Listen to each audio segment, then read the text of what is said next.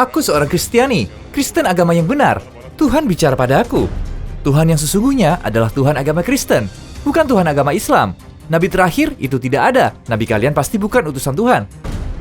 Yesus Kristuslah Tuhan yang benar. Semua orang bisa ngerasain kehadiran rohnya. Saat roh itu datang, badanmu bakal terasa panas. Kamu pun sadar kalau Tuhan sedang berbicara padamu. Saat itu tanganmu menjadi sedingin es. Terus kamu bakalan dengar suara Tuhan. Tetapi apabila ia datang, yaitu roh kebenaran. Ayat ini bertolak belakang dengan apa yang kamu bilang tadi. Ini menunjukkan kalau dia itu memiliki keterbatasan. Dia yang terbatas dan menerima perintah tidak bisa dianggap sebagai Tuhan.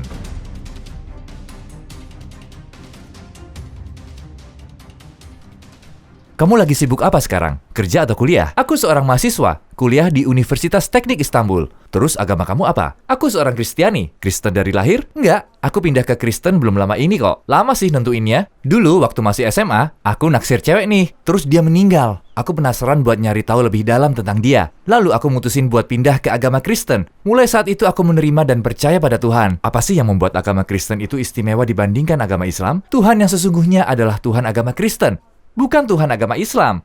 Setelah masuk Kristen, aku mulai bisa ngomong sama Tuhan. Aku tahu kalau Tuhan ngerespon semua perkataanku. Setiap kami ada masalah, kami bicara dengannya melalui doa. Jawaban darinya muncul saat kami membaca kitabnya, atau saat kami mendengar ceramah dari seorang pendeta. Terus kami pun sadar kalau itu pesan dari Tuhan. Mungkin terdengar aneh, tapi nggak juga kok. Karena dalam agama kami, Tuhan selalu berkomunikasi dengan hambanya. Tapi nggak yang seperti dalam Islam. Misalnya pernah nih dalam 1 minggu itu aku punya banyak masalah. Aku sering banget ngalamin itu. Aku berdoa sama Tuhan tentang masalahku.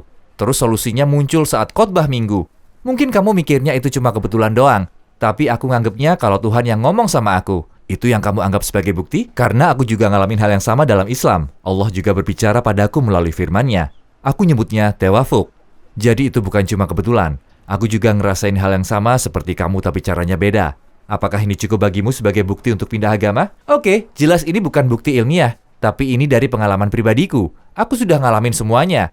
Dan itu jadi salah satu alasan aku pindah agama. Aku pikir pengalaman bisa menjadi bukti. Menurutku nabi kalian itu bukan pilihan Tuhan. Dia bukan utusan Tuhan.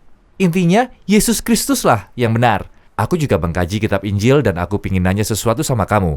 Bisa nggak sebutin satu ayat saja di mana Yesus bilang secara langsung, "Akulah Tuhan," atau "Aku ini anak Tuhan"? Tidak ada satupun ucapan yang langsung dari dia.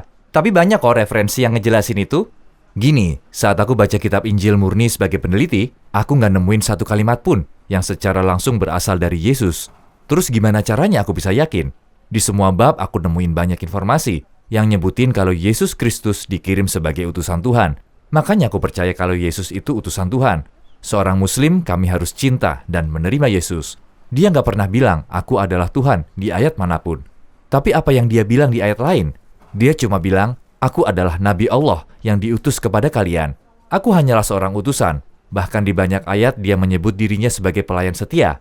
Oke, aku akan bacain beberapa ayat dalam kitab Injil padamu. Dalam Yohanes bab 14:30 berbunyi, "Tidak banyak lagi aku berkata-kata dengan kamu, sebab penguasa dunia ini telah datang." Lalu siapa yang dia maksud dengan penguasa dunia?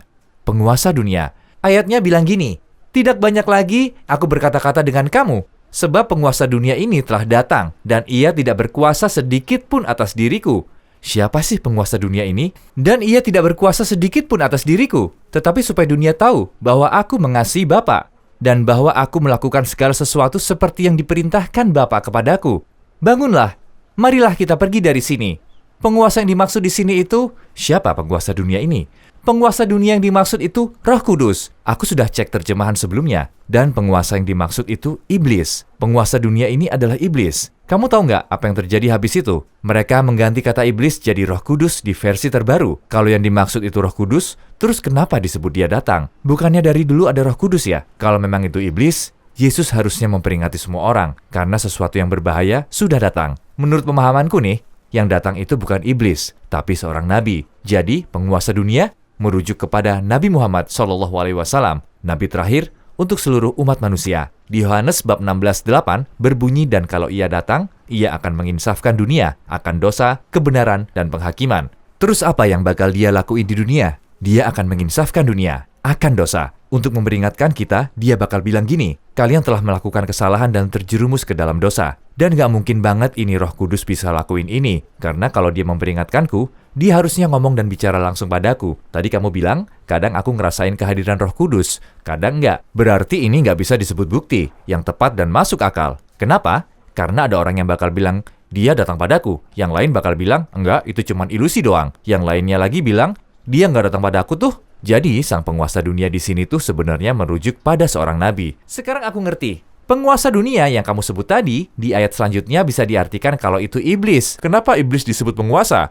Kamu barusan bilang itu iblis dan roh. Sebelum ayat ini, ada disebut tentang kedatangan Roh Kudus, lalu iblis. Kita sudah bahas itu di bab 16. Di situ penjelasannya lebih bagus. Roh Kudus yang dimaksud di sini itu berdasarkan pengalaman pribadiku. Jadi, itu pengalaman pribadi. Iya, memang itu terjadi secara pribadi. Semua orang bisa ngerasain kehadiran rohnya. Saat roh itu datang, badanmu bakal terasa panas. Mungkin kamu bakal mikir kalau itu aku nggak waras, tapi ya kenyataannya gitu. Kamu bakalan sadar kalau Tuhan sedang berbicara padamu. Saat itu tanganmu menjadi sedingin es, terus kamu bakalan dengar suara Tuhan. Kalau gitu aku pengen nanya. Di Yohanes bab 16 ayat 13 dikatakan, tetapi apabila ia datang, yaitu roh kebenaran, ia akan memimpinmu ke dalam seluruh kebenaran. Sebab ia tidak akan berkata-kata dari dirinya sendiri, tetapi segala sesuatu yang didengarnya, itulah yang akan dikatakannya. Dan ia akan memberitakan kepadamu hal-hal yang akan datang. Bukannya semua informasi ini ada hubungannya sama kedatangan Nabi Muhammad SAW. Dari situ aku yakin banget kalau dialah Nabi terakhir. Tadi kamu bilang roh kebenaran. Kalau begitu, kita bisa mengartikannya sebagai Nabi baru. Iya, semua informasinya merujuk ke karakteristik seorang Nabi.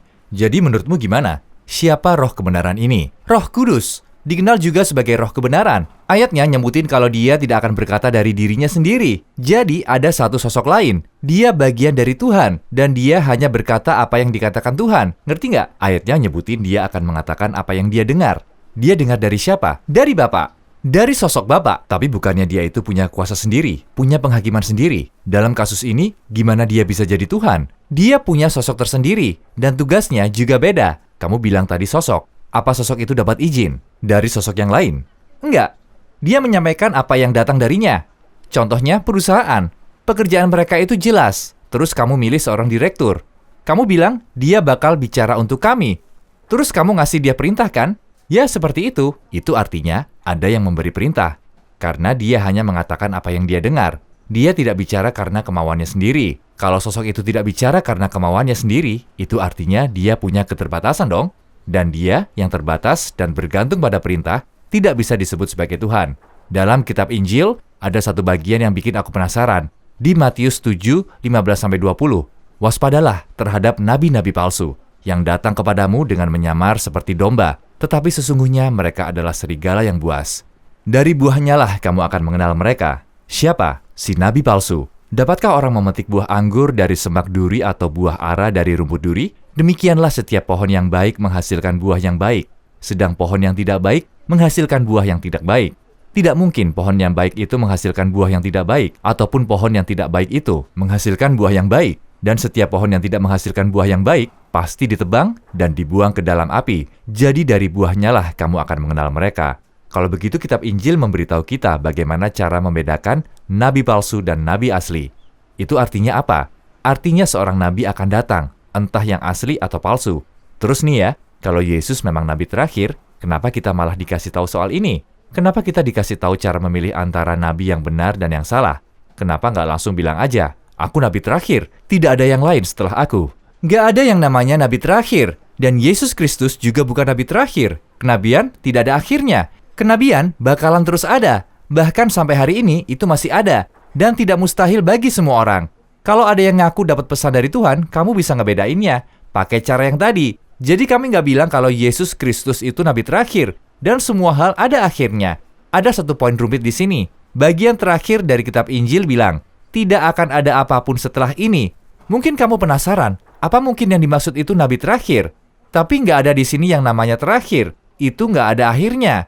Terus kenapa kamu nggak nganggep Nabi Muhammad SAW itu seorang nabi? Karena yang nggak cocok. Apanya yang nggak cocok? Ya ajarannya, terutama poin tentang pengorbanan Yesus sama sekali nggak tepat. Kalian membantah pengorbanan Yesus Kristus. Dalam Yohanes 5:30 berbunyi, aku tidak dapat berbuat apa-apa dari diriku sendiri. Aku menghakimi sesuai dengan apa yang aku dengar dan penghakimanku adil. sebab aku tidak menuruti kehendakku sendiri, melainkan kehendak Dia yang mengutus aku. Kalau memang Yesus adalah Tuhan, kenapa Dia nggak bisa melakukan sesuatu atas kehendaknya sendiri? Jadi, dari sini aku paham kalau Dia itu manusia sama seperti kita. Tidak mungkin banget Dia itu Tuhan. Oke, memang betul, Yesus punya tubuh seorang manusia. Seorang manusia dengan hasrat dan kebutuhan manusiawi. Dia bilang, aku tidak bicara atas hasratku. Jadi nggak ada hasrat manusia di sini.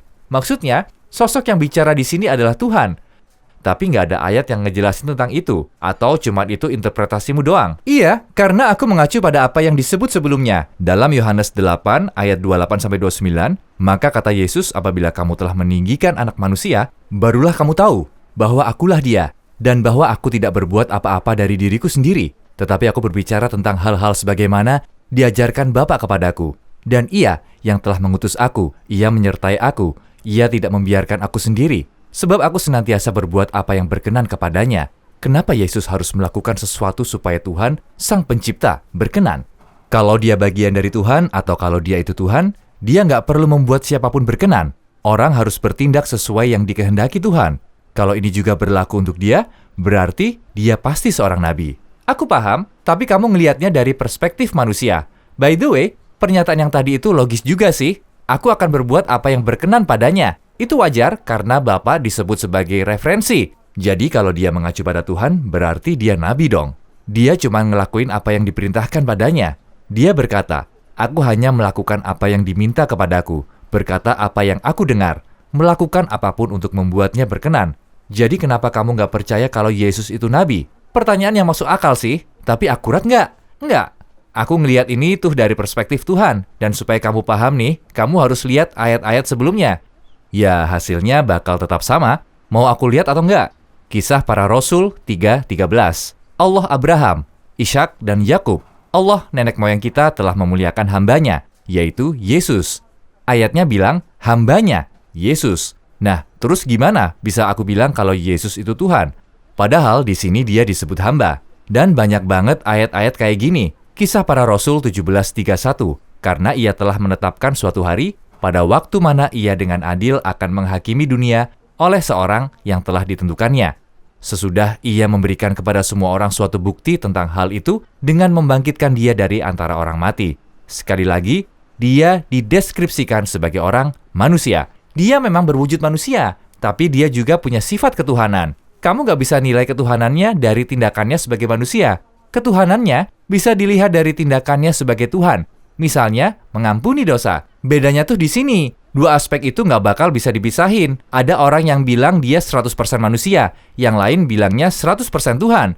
Totalnya malah 200%. Memangnya ada ya begitu? Nggak masuk akal. Jadi dia manusia sekaligus sosok ilahi Tuhan. Gimana mungkin Tuhan bisa jadi hamba dan tuannya sekaligus? Ini tuh bertolak belakang, sama kayak ayat-ayat sebelumnya. Ada satu bagian yang menceritakan tentang Musa alaihissalam.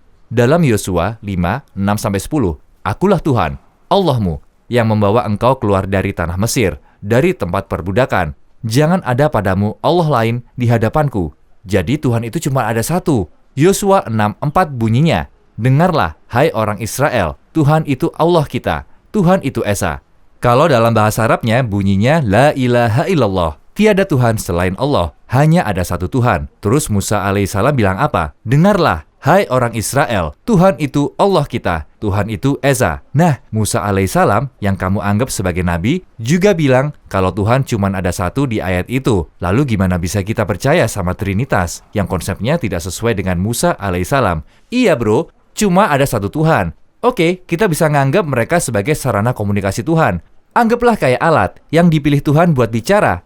Kayak WhatsApp gitu. Berarti menurutmu dia itu muncul dengan wujud manusia? Yoi, bener banget. Tapi coba deh perhatikan bilangan 23:19. Allah bukanlah manusia, sehingga Ia berdusta bukan anak manusia, sehingga Ia menyesal. Masakan Ia berfirman dan tidak melakukannya, atau berbicara dan tidak menepatinya? Masakan Ia berfirman dan tidak melakukannya, atau berbicara dan tidak menepatinya? Dari ayat ini tuh kita bisa tahu kalau Tuhan bukanlah manusia, sehingga Dia tidak berbohong. Kamu bilang Dia bisa juga berwujud manusia. Iya, bukannya itu bertolak belakang sama ayat tadi? Enggak, Tuhan bukan manusia. Maksudku, Dia bukan keturunan Adam. Anak-anak Adam itu berdosa, makanya Dia datang sebagai manusia, tanpa ayah. Bukannya Yesus itu manusia? Iya, dia memang manusia, tapi di dalam ayat itu bilang, Allah bukanlah manusia. Bro, itu tuh kitab bilangan yang udah tua banget, tapi tadi kamu bilang setuju. Oke, tapi itu kan belakangan. Tuhan berwujud sebagai manusia, dan ia muncul sebagai bayi. Wah, itu bertentangan lagi sama ayatnya. Karena kamu tadi bilang dua-duanya benar. Di ayat ini juga dikatakan, Allah bukanlah manusia, sehingga ia berdusta. Itu artinya manusia bisa saja berdusta. Tapi Tuhan tidak berdusta, tidak seperti manusia. Seperti Yesus, tapi dia manusia. Jelas manusia. Aku agak kurang paham nih. Ya memang susah sih, kamu harus jeli ngelihatnya satu-satu. Tapi kamu tetap menganggap Tuhan sebagai manusia. Walaupun di ayatnya jelas disebutin kalau Allah bukanlah manusia. Di Hosea 11:9 disebutkan, Aku tidak akan melaksanakan murkaku yang bernyala-nyala itu. Tidak akan membinasakan Efraim kembali. Sebab aku ini Allah dan bukan manusia. Jadi waktu aku lihat di ayat-ayat yang lama dan baru, poinnya ya tetap sama. Tetap hanya ada satu Tuhan, dan bukan dalam wujud manusia. Coba deh perhatiin apa yang dikatakan Yesus. Dia nggak pernah bilang, aku adalah Tuhan. Tapi orang-orang lah yang bilang kalau Yesus itu Tuhan atau anak Tuhan. Sebenarnya mereka sendirilah yang nyiptain konsep baru. Terus coba deh perhatiin ayat-ayat tentang kedatangan Nabi terakhir. Nah, semua ayat-ayat itu ada hubungannya sama Nabi terakhir kami. Singkatnya, selama aku mengkaji kitab Injil, aku terus nemuin bukti yang nggak terbantahkan kalau Islam itu agama yang benar. Oh, nggak gitu ya? Nggak ada yang begitu. Nggak ada ayat yang nyebutin itu. Bukti yang aku kasih ke kamu itu nggak cuma satu. Kita ngobrol udah bermenit-menit loh ini. Mungkin sudah lebih 10 menit. Dan bisa dilanjutin. Aku udah ngelakuin semacam kayak penelitian gitu. Kita bisa nemuin banyak bagian yang mengonfirmasi kebenaran Islam. Bahkan ada ilmuwan bernama Hussein Al-Jizr yang nemuin 114 tanda itu. Bayangin. 114. Semua itu tercatat dalam bukunya. Ada lebih dari 100 bukti yang menunjukkan kalau agama terakhir itulah benar dan seorang nabi akan datang. Makanya kita harus membahasnya. Mungkin cara pikir kamu berbeda. Paling nggak kamu mau mencoba meneliti lebih dalam dan coba mempertanyakannya. Aku rajin membacanya sih, tapi akhir-akhir ini sibuk kerja. Makanya agak kurang persiapan. Tapi aku suka ngobrol ngebahas tentang itu. Kamu bisa tanya-tanya soal Islam atau hadis ke kami. Kami siap menjawab semua pertanyaanmu. Satu hal yang mau aku sampaikan, sebagai Muslim, kami cinta dan percaya kalau Yesus seorang nabi. Kami juga percaya kok sama kitab Injil yang asli dan nabi-nabi terdahulu.